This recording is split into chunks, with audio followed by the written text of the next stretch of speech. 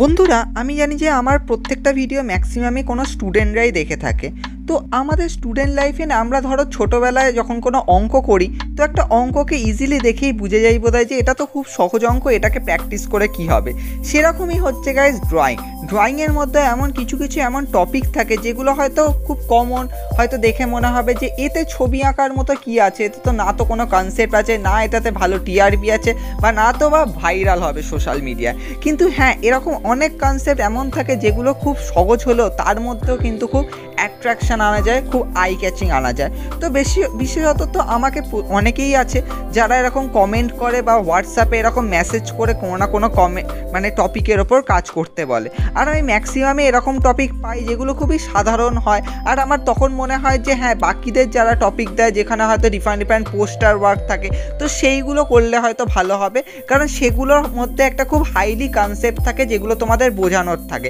কিন্তু তার মানে একদমই নয় যে ওই সহজ টপিক বা সহজ কনসেপ্টগুলোর মধ্যেও কিন্তু কোনো ইনার মিনিং নেই বা কোনো একদমই মানে কোনো মিনিংলেস, তা একদমই নয়। তো আমি তোমাদেরকে আজকে একটা খুবই সহজ, একটা খুবই সিম্পল একটা টপিকের ওপর কাজ দেব, কিন্তু সেই টপিকটার মধ্যে দিয়েও কিন্তু একটা খুবই ভালো একটা ইনার মিনিং তুলে ধরা যায়, আর সেটাকেও কিন্তু অ্যাট্রাকটিভ করা যায়। তোমরা হয়তো যারা বিভাগ ক বা গ্রুপ এতে পার্টিসিপেট করো, মানে যে কোনো কম্পিটিশানে, সে সমস্ত জায়গায় দেখবে যে প্রচুর যে হাইফাই টপিকের ওপর কাজ দেয় তা নয়, খুবই সিম্পল টপিক কিন্তু দিয়ে থাকে। যেমন ধরো মাঠে কিছু স্টুডেন্টরা খেলছে, বা নর্মালি ধরো মাঠে খেলাধুলা করছে, বা একটা বিজি রোড। আমি কিছুদিন আগে এরকম একটা ভিডিওতে ডিসকাশন করছিলাম। তো এই টপিকগুলোতে কিন্তু প্রচুর জন ছবি আঁকবে, তোমার মতো প্রচুর জনই ছবি আঁকবে, আর সবাই কিন্তু ডিফারেন্ট কালারফুল ফিগার দিয়ে কাজ করবে। তোমার কিন্তু টার্গেট সবসময় এটা থাকা দরকার যে তুমি যে টপিকটা পেয়েছো বা তুমি যে টপিকটা চুজ করেছো তোমার কম্পিটিশানের জন্য, সবসময় তার মধ্যে একটা গল্প লুকিয়ে রাখার চেষ্টা করবে। যে গল্পটা যে জাজ হবে সে যখন তোমার ছবিটাকে এক নজরেই দেখবে, তখনই যাতে বুঝে যায় যে হ্যাঁ, এর মধ্যে একটা খুবই কঠিন বা বলতে পারো যে খুবই একটা করুণ একটা গল্প আছে, যেটা তাকে খুব ইমোশনালি করে দেবে। তো এটাই কিন্তু আমাদের সবসময় ভাবা উচিত, যেটা আমরা ভাবি না। আমরা ভাবি হয়তো যে একটা টপিক দিয়েছে, তো সেটা আমরা জাস্ট অ্যাজ ইউজুয়াল গুগলে সার্চ করব, গুগলে সার্চ করে সেটার যা রেজাল্ট আসবে তার মধ্যে থেকে একটা খুব কালারফুল অ্যাট্রাকটিভ একটা টপিকের ওপর কাজ করে দেবো। কিন্তু তখনই তুমি দেখতে পাবে যে তোমার আশেপাশে যারা কম্পিটিটার, মানে যারা তোমার সাথে পার্টিসিপেট করেছে, তারাও হয়তো এরকম সেমই ড্রয়িং করেছে। তো তখন তুমি কি আঁকবে সেটাই, বা বলতে পারো যে তখন তোমার কি হবে, মানে তোমার সাথে তো তার টপিক তো ম্যাচ করে যাবে। তো তখন গাইস সেই সমস্ত ক্ষেত্রে তোমাকে সবসময় মনে রাখা দরকার যে সেটা হচ্ছে যে এমন একটা টপিক চুজ করব যেটা একমাত্র তুমিই ভাবতে পারবে। হ্যাঁ, সত্যি কথা বলতে যে প্রত্যেকটা মানুষেরই ভাবনা কিন্তু আলাদা হয়, আবার অনেক সময় ভাবনা মিলেও যায় প্রত্যেকের সাথে। কিন্তু হ্যাঁ, কিছু ক্ষেত্রে কিন্তু আমাদের ভাবনাও কিন্তু ইউনিক হয়ে থাকে। তার জন্য কিন্তু প্রচুর কম্পিটিশানে পার্টিসিপেট করতে হবে। সেই কম্পিটিশানে কী টপিক আসছে, কী ডিফারেন্ট টপিকের ওপর কাজ দিচ্ছে, বা সেই সমস্ত কম্পিটিশানে যারা জিতছে তারা কীরকম টপিকে কাজ করে, তারা টপিকটার মধ্যে কী কনসেপ্ট ঢোকানোর চেষ্টা করে, সেইগুলোর কিন্তু আইডিয়া নিতে হবে। আদারওয়াইজ কিন্তু তুমি কিচ্ছু বুঝতে পারবে না যে একটা টপিকের মধ্যে কিভাবে ইনার মিনিং ঢোকাতে হয়, কিভাবে টপিকটার মধ্যে একটা ইমোশনাল ফ্যাক্ট আনতে হয়, কিভাবে টপিকটার মধ্যে স্টোরি আনতে হয়, এইগুলো কিন্তু অজানা থেকে যাবে। হতে পারে তুমি খুব ভালো ছবি আঁকো, তুমি খুব ভালো কালার মিক্সিং করো, কিন্তু একটা স্টুডেন্ট যে হয়তো তোমারই সাথে কম্পিটিশানে পার্ট নিয়েছে, কিন্তু তোমার মতো হয়তো ভালো কালার করতে পারেনি বা ভালো হয়তো ড্রয়িং করতে পারেনি, কিন্তু তার ড্রয়িংয়ের মধ্যে একটা স্টোরি ছিল, একটা ইউনিক স্টোরি ছিল যা সমাজকে বুঝিয়ে দিয়েছে, তাই জন্যই হয়তো সে হয়ে গেছে জয়ী, কিন্তু তুমি জিততে পারোনি। তাই জন্য সবসময় মনে রাখবে একটা খুব ভালো টপিক, একটা খুব ভালো কনসেপ্ট সবসময় রেডি রাখতে হবে তোমার ওয়ার্কের মধ্যে। তো সেরকমই গাইস, কি কথা না বলে আজকে কি আমরা টপিক করতে চলেছি সেটাকে নিয়ে ডিসকাস করি। তো গাইস, আমাকে এরকমই তোমাদের মধ্যে একজন মেসেজ করে বলল যে একটা মা রান্না করছে সেরকম একটা সিন তুমি ছবি তুলে মানে একটা ছবি আঁকো। তো দেখো গাইস, এই টপিকটা খুবই সিম্পল একটা টপিক, আর এর মধ্যে কোনো বিষয় কি আছে, এটা তো সিম্পল, একজন রান্না করছে, আমাকে সেরকম একটা সিন আনতে হবে। তো এটা আমি প্রথমে তো ভেবেছিলাম ইগনোর করব, কিন্তু আমি কখনো সেরকমভাবে কারোর ইগনোর করি না, কারণ যতই ইজি হোক না কেন, কখনো যদি আমার একটা দিনে যদি একটা ভিডিও শিডিউল থাকেও, তো সেই দিনকেও আমি কখনো দুটো ভিডিও আপলোড করি, জাস্ট বিকজ সেও যেহেতু আমার সাবস্ক্রাইবার, তুমিও যেহেতু আমার সাবস্ক্রাইবার, তোমরা দুজনেই যেহেতু আমার কাছে খুব বন্ধুর মতো, তাই তুমি যে টপিকটা চাইছো সেও যদি একটা আলাদা টপিক চায়, তো সবসময় আমাকে কিন্তু তোমাদের দুজনকেই সাহায্য করতে হবে। তো তখন আমি ভাবলাম যে তাকে একটা কীরকম একটা ইউনিক ওয়ার্ক দেওয়া যেতে পারে। তখন গাইস আমার মাথায় এই ব্যাপারটা খেললো যে দেখো এই টপিকটার মধ্যে একটা কিন্তু ক্যারেক্টার কিন্তু ও আমাকে বলে দিয়েছে, সেই ক্যারেক্টারটা হচ্ছে মা। মা এমনই একটা ক্যারেক্টার না, তুমি এমন কিছু একটা যদি স্টোরি ভাবো সেটাই কিন্তু একটা খুব ভালো স্টোরি বা একটা খুব ভালো কনসেপ্ট বা একটা খুব ইমোশনাল ফ্যাক্ট হয়ে দাঁড়াবে। তাই সবসময় মনে রাখার চেষ্টা করবে যে যখনই তুমি কোনো টপিক পাবে না, সেই টপিকটার মধ্যে কিন্তু অলওয়েজ একটা কিন্তু ক্যারেক্টার কিন্তু লুকিয়ে থাকেই থাকে।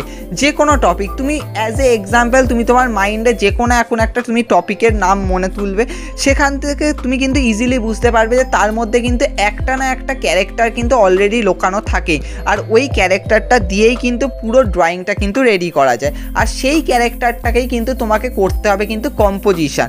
কম্পোজিশনের মানে হয়তো তোমরা অনেকেই জানো না, তো কম্পোজিশন বলে দিই। কম্পোজিশন হচ্ছে এমন একটা জিনিস বা বলতে পারো পেন্টিংয়ে বা ড্রয়িংয়েরই এমনই একটা পার্ট যেটা কিন্তু তোমার ড্রয়িংটাকে কিন্তু একটা ব্যালেন্স রেডি করে, বা সেইটা বলতে পারো যে যেমন একটা ছবির মাঝখানে এমন একটা কম্পোজিশন রেডি করতে হবে যেটার জন্য কী হবে, ছবিটার পুরো পূর্ণতা প্রাপ্তি হবে, বা ছবিটাকে দেখে মনে হবে যে হ্যাঁ এটার মধ্যে একটা স্টোরি আছে, বা এটাকে একটা ধরে ধরে দেখি। হ্যাঁ, তার মানে এই নয় যে তোমরা এটা ভেবো না যে কম্পোজিশন কোনো পোর্ট্রেট ওয়ার্কে নেই, পোর্ট্রেট ওয়ার্কেও কিন্তু কম্পোজিশন থাকে। একটা ফেস, সে হয়তো হাসছে বা তার যে ডিফারেন্ট যে ভঙ্গিমা সেটার মধ্যেও কিন্তু কম্পোজিশন থাকে। আবার একটা সিনারি, সেই সিনারিটার মধ্যেও যদি কোনো ফিগার থাকে বা নেচারের হয়তো একটা কোনো আলাদাই যদি কোনো রূপ বর্ণনা করা থাকে, বা তাতে যদি কোনো একটা অ্যানিমেলের কোনো একটা এমন ফিগার থাকে, তো সেটা দিয়েও কিন্তু কম্পোজিশনকে বর্ণনা করা যেতে পারে। তার সাথে সাথে কম্পোজিশন সবথেকে বেশি ইন্টারেস্টিং ফ্যাক্ট হচ্ছে যে সাবজেক্টিভ ড্রয়িংয়ের মধ্যে, সাবজেক্টিভ ড্রয়িংয়ের মধ্যে কিন্তু অলওয়েজ একটা ক্যারেক্টার থাকেই যেটা হচ্ছে রোল মডেল বা বলতে পারো একটা লিড ক্যারেক্টার, সেটা দিয়েই কিন্তু পুরো কম্পোজিশনকে ডিফাইন করা হয়। আর তার পারিপার্শ্বিক যে ক্যারেক্টারগুলো থাকে বা ধরো ছোটোখাটো ফিগার থাকে, সেগুলো অনেকটাই আবঝা থাকে, যেগুলো তাকে ব্যাকগ্রাউন্ড ব্যালেন্স করতে সাহায্য করে। তাই সবসময় বোঝার চেষ্টা করবে, প্রথমে একটা তুমি টপিক নেবে, সেই টপিকটার মধ্যে দিয়ে তুমি একটা ক্যারেক্টার অবশ্যই পেয়ে যাবে, আর সেই ক্যারেক্টারকে সবসময় কম্পোজিশন করার চেষ্টা করবে। এবার দেখো গাইস, একটা মা রান্না করছে, তো এর ওপর কিন্তু প্রচুর ছবি আঁকতে পারে।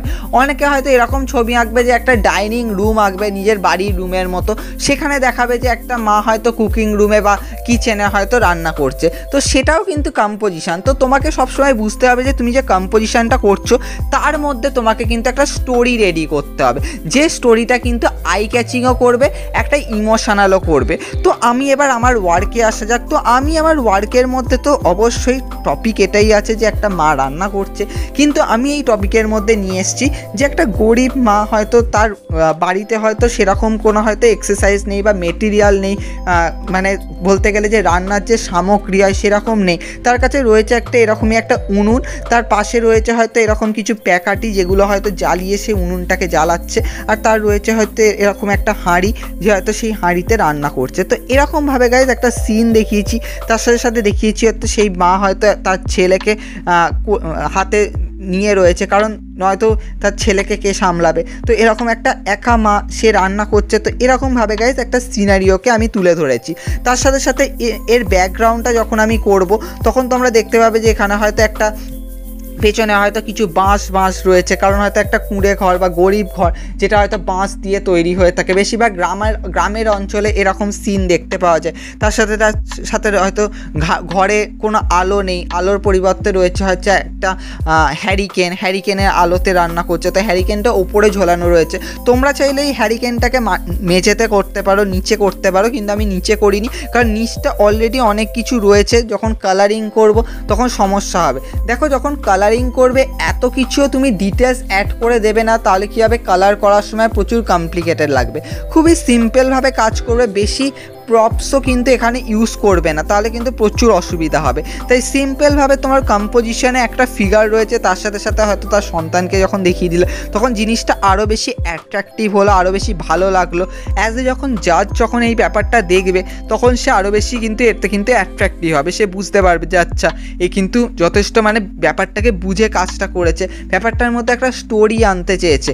এখানে যে দেখো, নর্মালি আমি আগেই বললাম যে একটা ক্যারেক্টার যখনই তোমার মধ্যে মানে ওই টপিকটার মধ্যে রয়েছে, আর সেই ক্যারেক্টারটা যখন মা, তখন কিন্তু ইজিলি কিন্তু সেই টপিকটা কিন্তু তুমি বুঝে যাচ্ছ, বা তুমি হয়তো স্টোরিটা কিন্তু ইজিলি বুঝতে পারবে। এমন নয় যে তোমার কাছে মনে হচ্ছে মা দিয়ে কি ড্রয়িং করা যেতে পারে, এমন কিন্তু কখনোই নয়। তোমরা যদি একটুখানি চোখটা বন্ধ করো তাহলে কিন্তু অবভিয়াসলি কিন্তু তোমরা কিন্তু কিছু না কিছু একটা কিন্তু ওয়ার্ক কিন্তু চোখের মধ্যে কিন্তু চলেই আসবে। তাই এইগুলোকে কিন্তু সবসময় বোঝার চেষ্টা করবে। তোমরা অনেকেই আছো যারা হয়তো সাবজেক্টিভ ড্রয়িং হয়তো অতটা প্র্যাকটিস করো না, কিন্তু ধীরে ধীরে কিন্তু সাবজেক্টিভ ড্রয়িংগুলোকে প্র্যাকটিস করার চেষ্টা করবে, কারণ ম্যাক্সিমাম কম্পিটিশান কিন্তু সব জায়গায় কিন্তু পোস্টার ওয়ার্ক কিন্তু চলে না। কিছু কিছু জায়গায় কিন্তু সাবজেক্টিভ ওয়ার্ক করতে হয়, কিছু কিছু জায়গায় কিন্তু সিন ওয়ার্ক করতে হয়। তো আই হোপ তোমাদের এই ওয়ার্কটা ভালো লেগেছে। এই ওয়ার্কটার কিন্তু কালার ভিডিও নাও আসতে পারে। দেখো আমার কাজ হচ্ছে তোমাদেরকে জাস্ট ধরিয়ে দেওয়া, তোমাদেরকে টপিকটা ধরিয়ে দেওয়া, তোমাদেরকে আউটলাইনটা ধরিয়ে দেওয়া, কিন্তু আউটলাইনটা করতে পারলে কিন্তু কালার ভিডিও ইজিলি করতে পারবে। এটা অনেক সময় হয়তো অনেকের কম্পিটিশানে আসতে পারে যেখানে draw as you like draw করতে দেয়, সেখানেও তোমরা এটাকে ইউজ করতে পারো।